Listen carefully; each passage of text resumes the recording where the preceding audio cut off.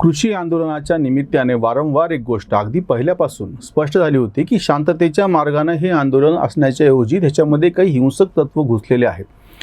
खालिस्तानवादी असो, पाकिस्तानवादी असो, चीनचा अप्रत्यक्षरित्या हात असो, आणि हे केवळ कृषी आंदोलनाचा विषय नाही आहे. CAAच्या बाबतीमध्ये किंवा तुम्ही कुठली घटना बघा, एकूण 2014च्या नंतर मोदी सरकारला विरोध करण्याच्या नावाखाली म्हणून विरोधी पक्षांनी जेव्हा जेव्हा काही केलं त्याच्या आडून विरोधी पक्षांनी एका अर्थाने त्यांना संधी उपलब्ध करून दिली की अशा सगळ्या ज्या शक्ती आहेत की भारतामध्ये काही ना काहीतरी अस्वस्थता उभी करायची आहे.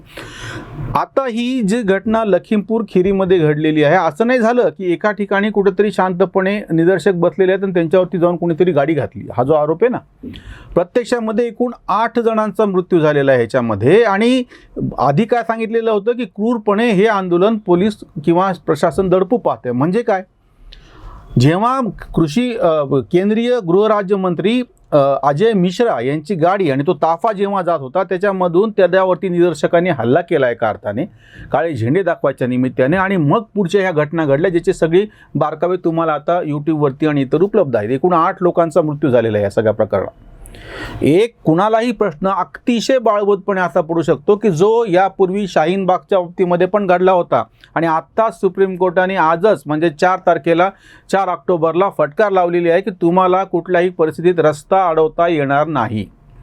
हे सगळं असताना, हे सगळं माहीत असताना आणि CAAला यापूर्वी 100 दिवस ज्या पद्धतीनं दिल्लीचा तुम्ही रस्ता अडवून ठेवला होता, लोकांना वेठीस धरलेलं होतं, त्याच्या विरोधामध्ये सगळ्यांनी सगळ्या पद्धतीने त्याच्यावर सुनावलेलं होतं. म्हणजे तुमचा आंदोलन करण्याचा, निषेध करण्याचा पूर्ण हक्क या लोकशाहीमध्ये आबाधित आहे, त्याच्याबद्दल कोणीच काही म्हटलेलं नाही आहे. पण असं न करता आडमुठ पद्धतीनं रस्ते बंद करून ठेवायचे. दिल्लीचे रस्ते बंद केले ते कमी पडलं म्हणून की काय, देशभर इतर ठिकाणी पण काही ना काहीतरी करायचे, त्याच्या निमित्तानं गोंधळ झाला पाहिजे. म्हणजे एक ज्याला म्हणतो ना आपण की असं सगळं गोंधळाची परिस्थिती निर्माण करायची आणि ह्याच्यातून लोकशाहीला धोका तयार करायचा. हा भयानक प्रकार आपल्याकडे पहिल्यांदाच घडलेला की प्रत्यक्ष पोलिसांवरती हल्ले झालेले. यापूर्वी आपण काश्मीरमध्ये बघत होतो की दगडफेक केली जायची सुरक्षा दलांवरती. याच पद्धतीनं गुजरातमध्ये बघितलं. म्हणजे त्या 7 वर्षांमध्ये असे प्रमुख 7 ते 8 घटना आहेत.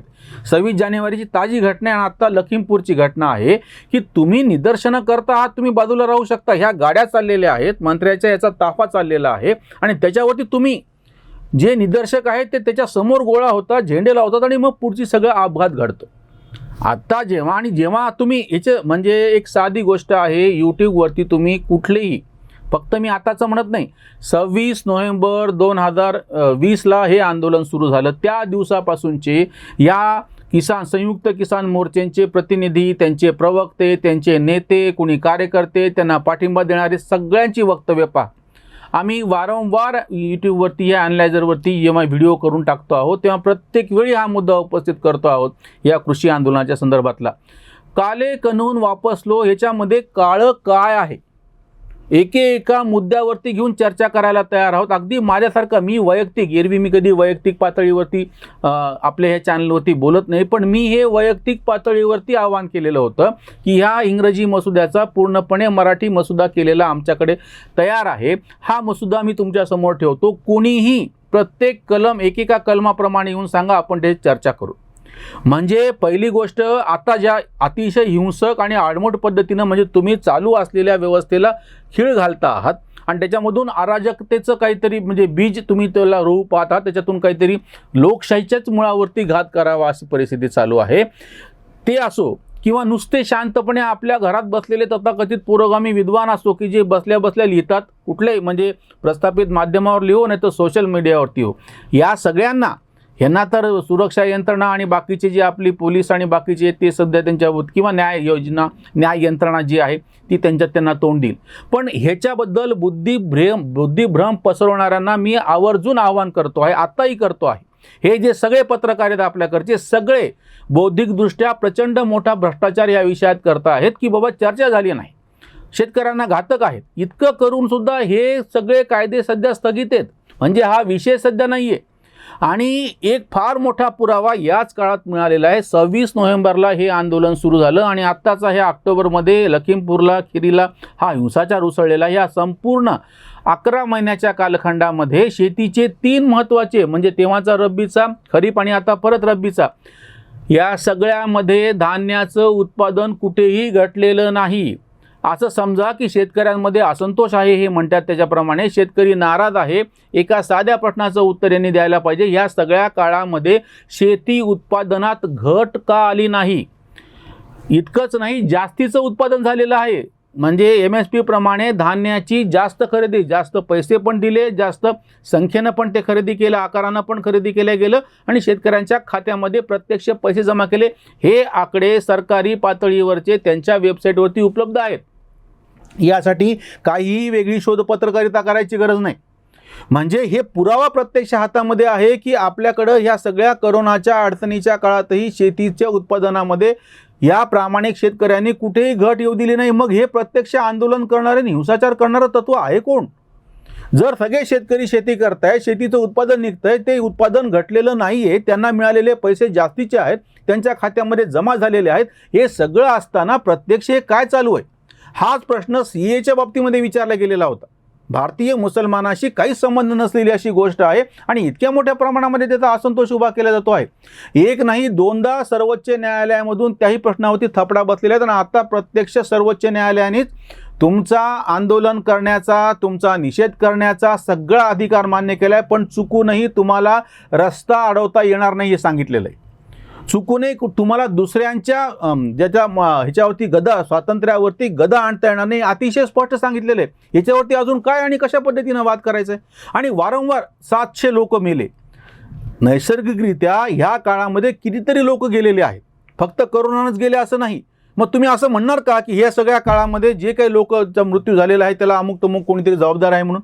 म्हणजे ही काय अर्वाच्य भाषा आहे बौद्धिकदृष्ट्या?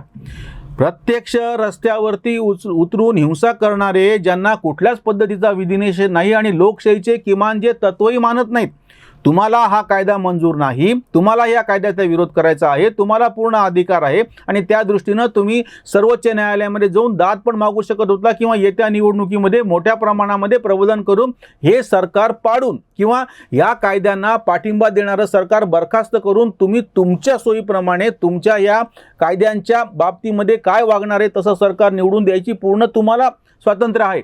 असं असताना ते आणि सर्वोच्च न्यायालयाने जेव्हा समिती नेमली त्या समितीसमोर हे लोक जायला तयार नाहीत.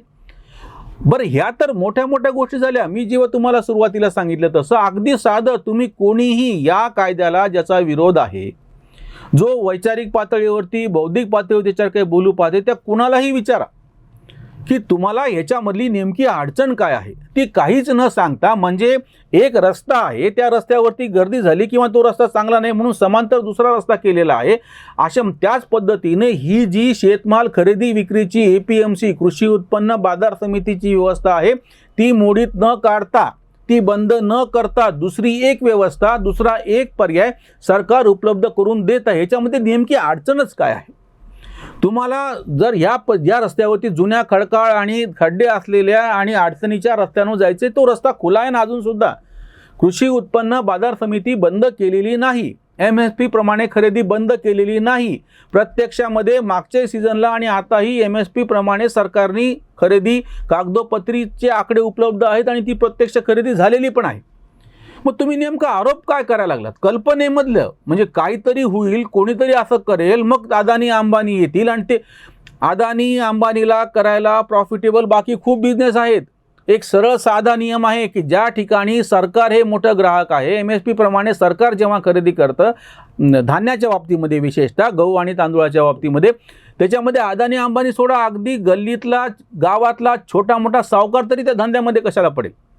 ज्याच्यामध्ये सरकार स्वतः असतं. समजा 2 गावांमध्ये रेल्वेनं जोडलेली 2 गावं आहेत आणि अतिशय कमी पैशामध्ये एका गावाहून दुसऱ्या गावात सरकारी रेल्वेनं तुम्हाला पोहोचता येतं. त्या 2 गावांमध्ये खाजगी वाहतुकीचा व्यवसाय उभा राहू शकत नाही, कारण की बुडणारे धंदे कोणी करावेत? त्याच पद्धतीने MSP प्रमाणे खरेदी करण्याची आणि वितरणाची एक मोठी व्यवस्था गहू आणि तांदळाच्या बाबतीमध्ये रॅशनिंगच्या नावाखाली उपलब्ध असताना, त्याचे भाव पडलेले असताना, अशा व्यवसायामध्ये दुसरा कुठल्या अदानी अंबानी सोडाच कुठलाही व्यापारी तोट्याच्या उद्योगामध्ये पडेलच कशाला? आणि ते जे अतिशय बालिश असे जे काही युक्तिवाद केले जातात की प्रचंड मोठे झायलो त्यांनी उभे केलेले आहेत धान्य साठवणुकीचे, कशामुळं? तर सर्वसामान्य अरे मोठे मोठे जेव्हा साठवणुकीचे केंद्र उभी राहतात त्याचा उलटा फायदा होतो आणि याचा सरकारशी काही संबंध नाही. उलट ही सगळीच्या सगळी राशनिंग व्यवस्था पूर्णपणे बरखास्त करून टाका, अशी शेतकरी चळवळीतली मागणी आहे. आम्ही तर एक स्वतंत्र व्हिडिओ केलेला होता की रेशनवरती धान्य नको, खात्यामध्ये पैसे जमा करा, म्हणजे धान्य खरेदी करा, ते साठवा, त्याच्यामधला भ्रष्टाचार, ते धान्य कुजणार, त्या सगळ्या व्यवस्थेच्या पेक्षा हे पूर्णपणे बंद करून टाका आणि जे कोणी गरजू आहेत, दारिद्र्याच्या खालचे लोक आहेत, त्यांच्या खात्यामध्ये सरळ पैसे जमा करा. कृषी आपण यापूर्वी सुद्धा डायरेक्ट बेनिफिट DBT याच्यातले जे फायदे आहेत ते अनुभवलेले आहेत. गॅसच्या बाबतीमध्ये फार मोठ्या प्रमाणामध्ये डायरेक्ट ज्यांच्या खात्यामध्ये पैसे जातात आणि एकदा सबसिडी संपल्याच्या नंतर ती सगळी व्यवस्था कशी नियमित झाली हे आपण अनुभव घेतलेला आहे. सरकारी पातळीवरती तुम्हाला जर दारिद्र्य खालच्या लोकांचं कल्याण करायचं असेल तर त्यांच्या खात्यामध्ये पैसे जमा करा, हा सगळ्यात चांगला उपाय आहे. किंवा तुम्ही त्यांना पर्याय उपलब्ध करून द्या की तुम्हाला धान्य हवं का पैसा हवा. काही दिवसामध्ये तुम्हाला असं दिसेल की प्रत्यक्ष धान्याला कोणीही तयार नाही आहे. हा जो सगळा ढोंग समाजवादी पद्धतीचा चालू आहे तो सगळा पूर्णपणे निकालात काढणं गरजेचं आहे. आणि ह्याच्या आडून हे जे आंदोलन आहे, आणि आता लखीमपूर खिरीने ते सिद्ध करून दाखवलेलं आहे की आता हे पूर्णपणे कैचित सापडल्या गेलेले आहेत, कायदेशीरदृष्ट्या अडचणीत आलेले आहेत. सर्वोच्च न्यायालयाने यांच्या संपूर्णपणे विरोधात निकाल दिलेले आहेत. त्याच्यामुळे आता पूर्णपणे बावचळलेले हे संयुक्त कृषी आंदोलनाचे नेते, त्यांचे कार्यकर्ते वाटेल तसा हिंसाचार करायला तयार आहेत. लखीमपूर खिरीनं सर्वात हे अतिशय ज्वलंत झणझणीत असं आंजन आपल्या सगळ्या व्यवस्थेला, न्याय व्यवस्थेला, सुरक्षा व्यवस्थेला घातलेलं आहे की तातडीनं रस्त्यावरती बसलेले हे लोक उचला, यांना दुसरीकडे स्वतंत्रपणे खुल्या मैदानातली जागा द्या आंदोलन करण्यासाठी, पण रस्त्यावरती बसता येणार नाही, अशा पद्धतीनं रस्ता अडवता येणार नाही. आणि जर तुम्हाला आंदोलनाचं तुमच्याकडे लक्ष कोणी देत नाहीये जावं म्हणून जर तुम्ही अशा पद्धतीचं, हेच दिल्ली दंग्यांमध्ये घडलेलं होतं आणि दिल्ली दंगे हे प्री प्लॅन्ड पूर्वनियोजित कट होता, हेच आता सर्व उच्च न्यायालयाने त्यांच्या निकालपत्रात सांगितलेलं आहे. त्याच पद्धतीनं हे कृषी आंदोलन सुद्धा देशातल्या लोकशाहीला घातक त्याच्यावरती हल्ला करण्याचा एक कट आहे असंच मानावं लागेल. लखीमपूर खिरीचा हाच सगळ्यांच्या डोळ्यामधलं झणझणीत आंजन आहे की हे कृषी आंदोलन आता हिंसक झालेलं आहे. यांच्यावरती तातडीनं कायदेशीर कारवाई, संरक्षणात्मक कारवाई, पोलीसच्या असो किंवा आर्मी लष्कराची असो, कुठली का असना, तातडीनं कारवाई करून यांना रस्त्यावरून उठवलं पाहिजे.